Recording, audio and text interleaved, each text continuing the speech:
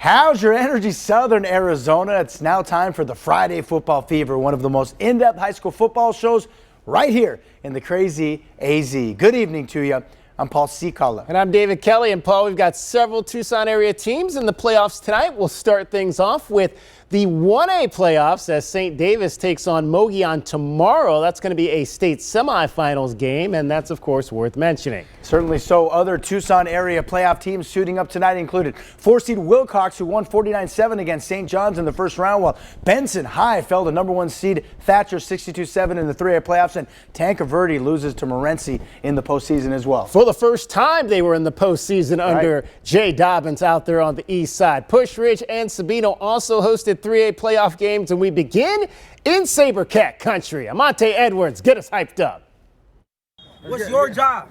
Do your job every play, execute, and we'll finish with a big 50 zip at the end. Come on now. All right, the big question, would injured star Cameron Hackworth play, dealing with a collarbone issue? Leaf Moylan, though, would get the start, but the Sabercats also without Savon Berryhill. Jeez, the injuries. You know who wasn't hurt? Mason Cade, and Mace was like, I'll carry this offense. A big run to start the night on the opening drive. It was exclusively on the ground that first drive for Tucson Sabercats. Andres Baca finishing off there.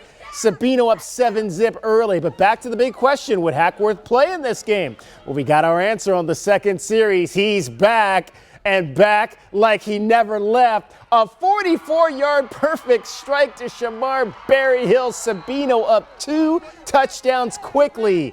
Then on defense, how about the RPO by Santan Foothills? That ain't fooling Jack Skaggs, not in the least. But the star tonight was Mason Cade, who, according to All Sports Tucson's Javier Morales, Cade ran for over 200 yards. How about that? Breaking tackles, 54 yards on this unbelievable run here. I mean, wow. Sabino, 20 straight trips into the postseason and moving on to round 2 after a 49-23 win over the Sabercats from Santan Foothills.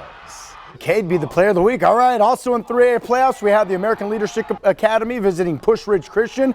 Push Ridge came out of the game firing on all cylinders, and check out Bubba Mustang connecting with Bryce Jewell for the first down.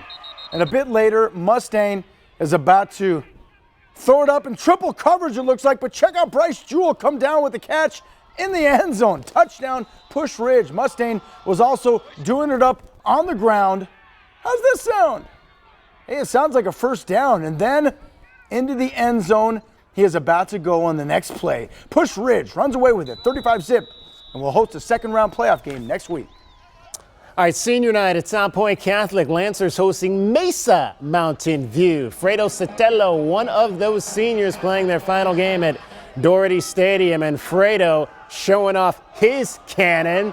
This is a 44-yard reception to start the second half. South Point Catholic already up 23-0 at this point. But then Sotelo going to make a mistake in the end zone. Boy, they were living it up there in the student section. He is going to throw the interception. That was okay because the Lancers defense was going to dominate on this night. Elijah rushing off the edge, but he's not even fast enough to beat Connor Reitzman to the quarterback. They were handing quarter sacks out to everyone on that one. Hey, happy birthday, young lady. And about some special teams, Carson Fisk, a 34-yard field goal. That's true, and that's a shutout for South Point Catholic, 26-0, the final over the Toreros. Hey, Tucson's legendary football coach Jeff Skern inherited a winless team after taking over the Rio Rico High School football program this season. The last 2 teams on Rio Rico's schedule have a combined record of 5 wins and 11 losses. So chances are he can lead Rio Rico to a non-losing record by the end of the season for the first time in 9 years. And tonight, Coach Skern and the Hawks will travel to Amphi. And it was a cold night at Amphi. People were bundled up and chilling. They were also chilling to be grilling. And the team trying to play the villain is the road team. Amphi has the ball first, but fumble. Rio Rico's Jesse James Octavio Callejo with the recovery, but Amphi gets the ball right back. This time it'll be Rio Rico that fumbles the rock. Check it out. The Panthers end up recovering, and After that, how about Isaac Williams finding a big hole for Amphi and busting forward for the first down. And in the red zone they are. Amphi's Freddie Luna is grinning and he's spinning and finding a way to move the ball forward for the Panthers. And that will set up a touchdown by Jacob Espinosa. Amphi leads 7-zip, but there's no quit in Rio Rico. The Hawks will get the ball right back, and look at Andres Lopez running for a first down.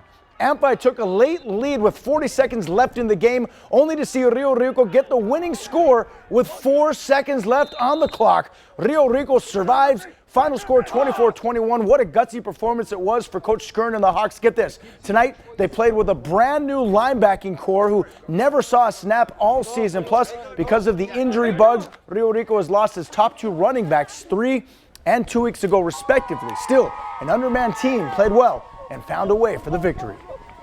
All right, Canyon Del Oro has been the class of 4A football this season. A win tonight over Empire, and the Dorados moved to 8 wins in 9 games. Meanwhile, Empire was hoping to avoid falling for the 5th game in a row. The student section in Oro Valley had some brave, shirtless teens out there in that cold weather. And we're going to begin on the blitz. Michael Castino will hit Tristan McClellan. The ball pops right in the hands of Gonkwa Funagane. He is off to the races. Empire strikes first early against the Dorados, but CDO going to rebound by fooling everybody, including our cameraman.